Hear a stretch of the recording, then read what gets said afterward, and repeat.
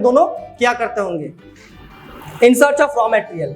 अब हम समझते हैं कि ये रॉ मटेरियल कहाँ से लाते होंगे। Raw material are substance that are either found naturally, जैसे लकड़ी, खनिज, या और प्रोड्यूस बाय फार्मर्स और herders. They are often process to produce finish goods. For example cotton एक रॉ मटेरियल है और कॉटन से फिनिश गुड्स हम बनाते हैं cloth. While some of the raw materials that the Harappans were available locally, many items such as copper, tin, gold, silver, precious stones to be brought from a distant place। ये आपको मैंने बता ही दिया कि कुछ रॉ मटेरियल्स, ज़्यादातर raw materials जो था वहीं मिल जाता था, जो नहीं मिलता था वो व्यापार भी करते थे। व्यापार किससे करते होंगे, तो आप अभी देखिएगा वो व्यापार होता था मेसोपोटामिया सभ्यता से। उसके वेस्ट में एक मेसोपोटामिया है और वेस्ट में जाइएगा तो मिस्र की सभ्यता मिलेगी आपको। The Harappan probably got copper. अब आपको ये एनसीईआरटी ये याद रखना बोल रहा है कि कौन सा धातु कहाँ से मिलता था। तो कॉपर कहाँ से लाता था, कॉपर लाता था आज के राजस्थान से। आज भी राजस्थान में बहुत, भारत में सबसे ज़्यादा कॉपर राजस्थान से ही मिलता है, और ओमान से। ओमान कहाँ है, ओमान हड़प्पन, अगर आप पाकिस्तान देखिएगा तो इसके वेस्ट में आपको अरेबियन पेनिनसुला में ओमान नाम की एक कंट्री मिलेगी। ये सऊदी अरेबिया के आसपास में। आप अरेबियन पेनिनसुला एटलस खोल के अरेबियन पेनिनसुला में देखिएगा आपको ओमान मिल जाएगा। वेस्ट एशिया जो कि मैंने आपको बताया। टीन कहाँ से लाया जाता था, tin which was mixed of copper two produce bronze. ये मैंने आपको बताया कि टीन को कॉपर में मिला के ब्रोंज बनाया जाता था। ये आज अफगानिस्तान और ईरान से लाया जाता था।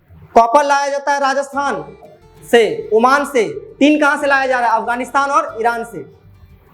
सोना, gold could have come from present day Karnataka. आपने केजीएफ फिल्म का बोलबाला आजकल बहुत सुना होगा।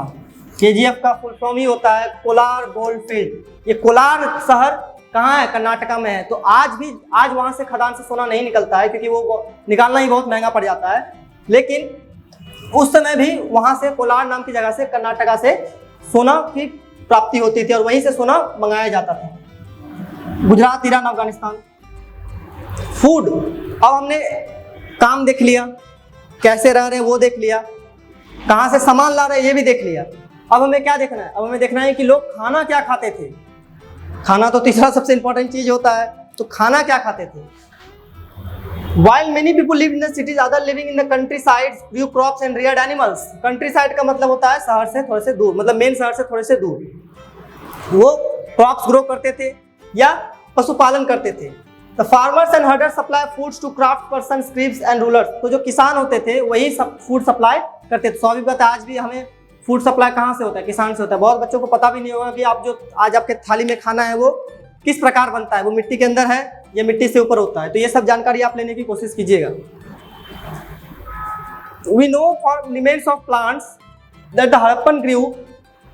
अब ये सब आप याद रखिएगा, wheat, barley, pulses, peas, rice, sesame, linseed and mustards। तो इन सब क्रॉप्स यानी इन सब अनाजों का नाम हमें पता चलता है, साक्ष्य मिले हैं कि ये सब अनाज से प्रचलित थे, ये सब अनाज खाया करते थे। सबका आप नाम जानते होंगे, बार्ली, पल्सेस, पीस, राइस, सीसम। वो बहुत बच्चों को पता नहीं होगा। सीसम मतलब होता है तिल। आपने मकर संक्रांति में तिल का लड्डू खाया होगा, तिल का तेल भी बनता है। तो इन सब चीजों का लोग को पता था। A new tool the plug. ये देखिए ये प्लग है। इस तरह का चीज इस्तेमाल किया जाता था क्या करने के लिए, खोदने के लिए।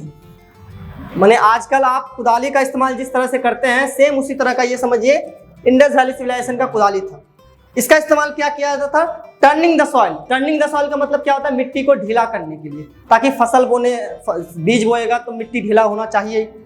While real plug which are probably made of wood have not survived, toy models have been found। तो लकड़ी का जो बनाया जाता था वो तो आज मिला नहीं है। सोचिए आज से 4000 साल पहले लकड़ी का चीज कैसे बन जाएगा। लेकिन हाँ, कुछ टेराकोटा टॉयज मिली है, कुछ स्टोन से बना हुआ छोटा छोटा चीज मिला है, जिससे हमको पता चलता है कि इस तरह की आकृति के वो चीज बनाते होंगे जो मिट्टी को ढील करने के लिए, ताकि वो क्रॉप्स को बो सके। As this region does not receive heavy rainfall, some form of irrigation have been used। Irrigation, सिंचाई करने के लिए यहाँ पर टेक्निक यूज किया जाता है। क्यों, क्योंकि आप खेती कर रहे हैं, खेती में क्या चाहिए, पानी चाहिए। और आप नदी के पास में ही तो सब खेती नहीं कर पाइएगा क्योंकि आबादी धीरे धीरे बढ़ रही है। अब उन्हें और ज़्यादा क्रॉप्स चाहिए, तो अब वो क्या करने लगे, नदी से थोड़ा दूर जाके करने लगे खेती, क्योंकि नदी वाला सब एरिया में तो खेती ऑलरेडी हो रहा है और उनको ज़्यादा डिमांड आ रहा है, तो और ज़्यादा प्रोडक्शन करना पड़ेगा। तो इसके लिए वो इरिगेशन सिस्टम बनाए होंगे। इरिगेशन सिस्टम क्या होता है, सपोज दैट ये नदी है और मुझे इस साइड में खेती करनी है, तो यहाँ पर पानी लाने के लिए मुझे एक छोटा सा कैनाल बनाना पड़ेगा, नहर बनाना पड़ेगा, या कोई ऐसा टेक्निक यूज करना पड़ेगा जो यहाँ पर हम पानी ला सके। इसको हिंदी में कहा जाता है सिंचाई। आज सिंचाई बोरवेल की मदद से होती है, कुआं की मदद से होती है, तालाब की मदद से होती है। उसी तरह बोरवेल तो उस समय नहीं होगा, बट नो डाउट कुआं से खेती किया जाता होगा, या छोटे छोटे नहर नदी से निकाल के लेके आए जाते होंगे। हड़प्पन रियर्ड कैटल, शीप्स, गोट, बफेलो। आप ये बात भी याद रखिएगा किस किस तरह का जानवर पाला जाता था, तो इस 4 तरह का जानवर पाला जाता था। Water and pastures were available around the settlement. However, in the dry summer month, large herds of animals were probably taken to greater distance in search of grass and water. तो आप अगर आपको थोड़ा सा भी ज्योग्राफी का अगर idea होगा, तो जो जिस एरिया में हम बात कर रहे हैं वो थार रेगिस्तान से आता है। तो आप समझिए कि जब समर में वहाँ पर खाने पानी की कमी हो जाती होगी, तो जानवरों को खाना पानी की जरूरतें पूरा हो जाए, तो इसके लिए उनको एक जगह से अब दूसरी जगह लेके जाया जाता था, मतलब माइग्रेशन किया जाता था जानवरों के लिए। They also collected fruits like bear, caught fish, hunted wild animals like antelope. Antelope क्या होता है? एंटीलोप एक तरह का हिरन होता है। अब closure look Harappan towns in Gujarat. अब हम एक ब्रीफ स्टडी करेंगे गुजरात में कौन सा शहर मिला है। जो सिटी है धोलावीरा। धोलावीरा याद रखिएगा, आप जब तक बड़े होंगे इस धोलावीरा में एक प्लान सिटी का निर्माण हो रहा है, जो कि हमारे प्रेजेंट प्राइम मिनिस्टर मोदी का एक विजन है। Was located on Khadir Bet, also spread Bet. ये कहाँ है? रन ऑफ कच्छ में। रन ऑफ कच्छ कहाँ है? गुजरात में है। Where there was fresh water and fertile soil. आज जहाँ रन ऑफ कच्छ है, उस समय वहां पर क्या हुआ करती थी? उस समय वहां पर फ्रेश सॉइल था, फ्रेश वाटर था, मतलब वहां पर इस तरह कंडीशन था कि लोग रह सके, लेकिन आज उस तरह कंडीशन नहीं है। Unlike some of the other Harappan cities which were divided into 2 parts, जैसे हमने पढ़ा हड़प्पन सिटीज 2 भाग में बटा था, बट धोलावीरा को 3 भागों में बांटा गया था। याद रखिएगा, इसीलिए यूनिकनेस है धोलावीरा के बारे में हम पढ़ रहे हैं। और हर एक पार्ट सराउंडेड किया जाता था मैसिव स्टोन वॉल से, विथ एंट्रेंस थ्रू गेटवेज। क्या मतलब हुआ? सपोज दैट ये एक शहर है, इसको दीवार से घेर दिया गया, फिर और एक इसके अंदर में एक शहर है, इसको भी दीवार से घेर दिया गया, फिर इसके अंदर में भी और एक शहर है। तो 3 वॉल के अंदर में इसका शहर था। There were a large open area in the settlement where public ceremonies can be held. तो इसी शहर में एक खाली जगह रहता था जहां पब्लिक सेरेमनीज का ये किया जाता था। पब्लिक सेरेमनीज मतलब क्या हुआ? मान लीजिए ऐसा कुछ करना है, जैसे पूरे शहर में लोगों को न्योता देना है या पूरे शहर के लोगों को सुनाना है, तो एक बड़ा जगह तो चाहिए। Other finds include large letters or Harappan script that were carved in white stones and perhaps inlaid wood. तो यहाँ से हड़प्पन सभ्यता में जो स्क्रिप्ट चलता था, तो स्टोन में बहुत सारा चीज मिला है करके, कि जैसे किसका? स्टोन और वुड का, व्हाइट स्टोन जिसका वेगिंग स्केल बनाया जा रहा था। This is a unique find as generally Harappan writing has been found on a small object such as seal. The city Lothal. Lothal के बारे में मैंने बताया था, लोथल बंदरगाह है। बिसाइड अ ट्रिब्यूटरी मतलब होता है सहायक नदी। Tributary of Sabarmati. तो साबरमती की एक सहायक नदी के किनारे लोथल नाम का शहर बसा है। लोथल कहाँ है? गुजरात में। कहाँ? गल्फ ऑफ खंबात के पास। अगर मैं बनाऊं तो ये गल्फ ऑफ खंबात है, ये गुजरात है, तो लोथल कहीं यहाँ बसा हुआ था। It was situated near areas where raw materials such as semi-precious stones were easily available. Precious का मतलब मैंने आपको बता दिया, बहुमूल्य। तो बहुमूल्य स्टोन्स यहाँ से मिला करते थे। और ये आप याद रखिए अरेबियन सी है, तो यहाँ से समुद्र का एक्सेस था, मतलब व्यापार यहीं से हुआ करता था। It was situated near areas where raw materials such as semi-precious stones were easily available. This was an important center for making objects out of stone, shell and metal. There were also storehouse in the cities. अब आप मानिए कि एक साथ ही तो सब चीज नहीं किया जाता, तो स्टोर हाउस बनाया जाता था। सब जगह से सामान यहाँ लाके स्टोर किया जाता, फिर यहाँ से उसको ट्रांसपोर्ट किया जाता था। तो स्टोर हाउस भी यहाँ मिला गया है।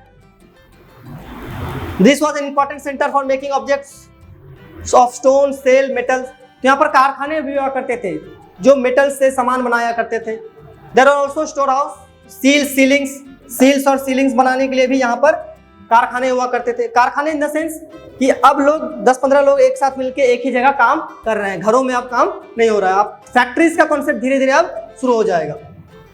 तो ये अब देखिए डॉकयार्ड है। डॉकयार्ड का मतलब होता है बंदरगाह। दिस ह्यूज टैंक में हैव बीन अ डॉकयार्ड, जहां पर जहाज आया करती थी, सामान लगता था और जहाज जाती थी, क्योंकि तभी तो मॉडर्न डे ट्रांसपोर्ट नहीं होगा। A building that was found have here was probably a workshop. Workshop के मैंने बारे में बता दिया। वर्कशॉप मतलब क्या, जहां पर 10-15 लोग 50 लोग एक साथ आके काम कर रहे हैं। ये कारखाने या वर्कशॉप किस लिए हुआ करते थे? बीड्स बनाने के लिए, यानी मनके बनाने के लिए। पीस ऑफ स्टोन्स, अब जो प्रीशियस स्टोन्स लाया गया उनको तो आकार देना पड़ेगा जो जिस आकार से वो इस्तेमाल कुछ कर सके। Half made beads, tools of for bead making and finished beads have all been found. तो देखिए सील्स एंड सीलिंग्स क्या होता है। सील्स क्या होता है? सील्स में have been used to stamp bags और पैकेट्स कंटेनिंग ऑफ गुड्स। तो आप स्टाम्प, आज के ज़माने में स्टाम्प यूज होता है, ऐसे करके आप छाप दे देते हैं। तो सील्स का भी इस्तेमाल इसी तरह से किया जाता था। और वो छाप क्या हुआ? छाप गारंटी हुआ कि हाँ ये लड़का या ये व्यक्ति हड़प्पा से आया है। After a bag was closed, अब देखिए यहाँ जब बैग को क्लोज कर दिया जाता था तो एक layer of weight clay apply किया जाता था, उसके ऊपर दाब दिया जाता था मोहर को। इससे क्या होता था? एक इंप्रेशन पड़ जाता था उस क्ले में, छाप पड़ जाता था। If the ceiling was intact one could be sure that the goods have arrived safely. अगर वो छाप से छेड़छाड़ नहीं किया जा रहा है तो समझ गया था कि हाँ इससे कोई छेड़छाड़ नहीं किया जा रहा है। अगर छेड़छाड़ हुआ है तो समझता था कि कुछ ना कुछ तो गड़बड़ है भाई। The mystery of the end. अब सवाल आता है